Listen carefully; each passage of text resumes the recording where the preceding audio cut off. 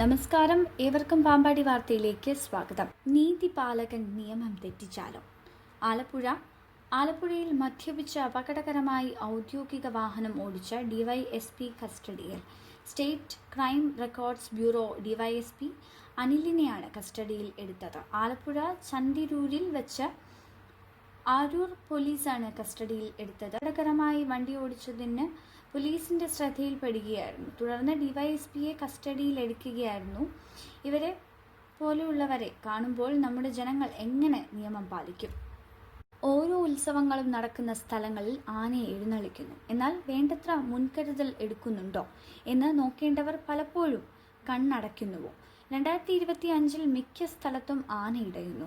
ചൂട് കൂടിയ കാലാവസ്ഥയിൽ പകൽ മുഴുവൻ എണീറ്റ് നിൽക്കുന്ന ആനയ്ക്ക് ഉറക്കം കുറയുന്നു. മയക്കം പിടിക്കുന്ന ആന രാത്രി ശബ്ദം കോലാഹലം കേൾക്കുമ്പോൾ അറിയാതെ കലി കയറിപ്പോകുന്നതാണോ? ഏതായാലും ഇന്നലെ ഭാഗ്യം കൊണ്ട് ആനപ്പുറത്ത് ഇരുന്നയാൾ രക്ഷപ്പെട്ടു. പേരൂർ ശിവൻ ഇടഞ്ഞത് ഉത്സവം സ്ഥലത്ത്. മലക്കം മറിഞ്ഞ് ഗോവിന്ദൻ മാഷ്.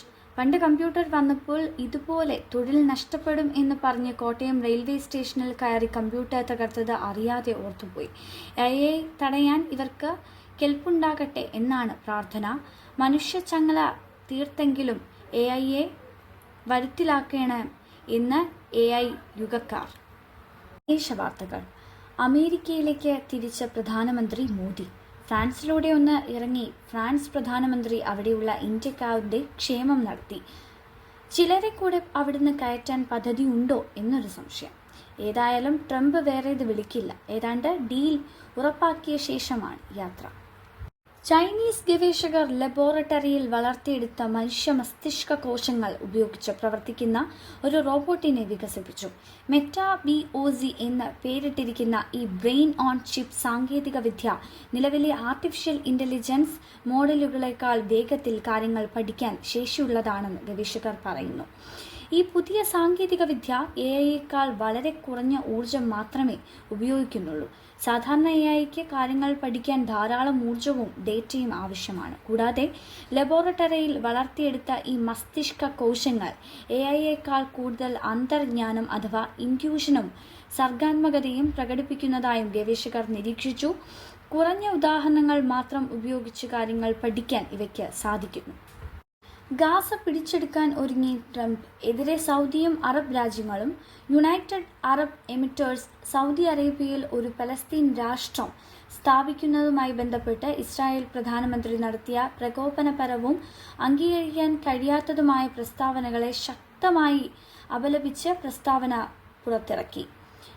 ട്രംപ് ഇറാന്റെ എണ്ണ കയറ്റുമതി 0 എത്തിക്കാൻ ആഗ്രഹിക്കുന്നു എന്ന് ഇറാൻ. എന്നാൽ അതേ സാധ്യമായ കാര്യമല്ല എന്ന് ഇറാന്റെ മറുപടി. നിശ്ചയമായും ഉപരോധങ്ങൾ കൊണ്ട് അവർക്ക് വലിയ രാജ്യത്തെ തകർക്കാൻ കഴിയില്ല. അവർ എത്രത്തോളം ഉപരോധം ഏർപ്പെടുത്തുന്നുവോ അത്രത്തോളം ഞങ്ങളുടെ നേട്ടങ്ങൾ വലുതാകും. ഐക്യര മേപ്രത്ത് കിഴക്കയിൽ ഏലിയാമ്മ വർഗീസ് നിര്യാതയായി. കങ്ങര മുസ്ലിം സ്കൂൾ റിട്ടയർഡ് ടീച്ചറായിരുന്നു. 84 വയസ്സായിരുന്നു. മൃതദേഹം ചൊവ്വാഴ്ച രാവിലെ 9 മണിക്ക് വസതിയിൽ കൊണ്ടുവരുന്നതും ഉച്ചയ്ക്ക് ശേഷം 2:30 ഭവനത്തിലെ പ്രാർത്ഥനയും 3 മണിക്ക് കങ്ങര സെന്റ് തോമസ് ഓർത്തഡോക്സ് പള്ളിയിൽ സംസ്കാരവും നടത്തപ്പെടുന്നതാണ്. കങ്ങരയിൽ യുവാവിനെ പാറക്കുളത്തിൽ മരിച്ച നിലയിൽ കണ്ടെത്തി. സച്ചിൻ സജീനെയാണ് മരിച്ച നിലയിൽ കണ്ടെത്തിയത്. 22 വയസ്സായിരുന്നു. കോട്ടയം കങ്ങരയിൽ യുവാവിനെ പാറക്കുളത്തിൽ മരിച്ച നിലയിൽ കണ്ടെത്തി. പത്തനാട് സ്വദേശി സച്ചിൻ സജിയാണ് മരിച്ചത്. കഴിഞ്ഞ ശനിയാഴ്ച മുതൽ യുവാവിനെ കാണാതായിരുന്നു. ഇന്ന് രാവിലെ കുളത്തിനടുത്ത് ജോലിക്കെത്തിയ ആളുകളാണ് മൃതദേഹം കണ്ടത്. യുവാവ് കുളത്തിൽ ചാടി ജീവൻ ഒടുക്കിയതാണ് എന്നാണ് പ്രാഥമിക നിഗമനം. കറുകച്ചാൽ പോലീസ് സ്ഥലത്തെത്തി അന്വേഷണം തുടങ്ങി. മൃതദേഹം പോസ്റ്റ്മോർട്ടത്തിന് ശേഷം ബന്ധുക്കൾക്ക് വിട്ടുകൊടുക്കും.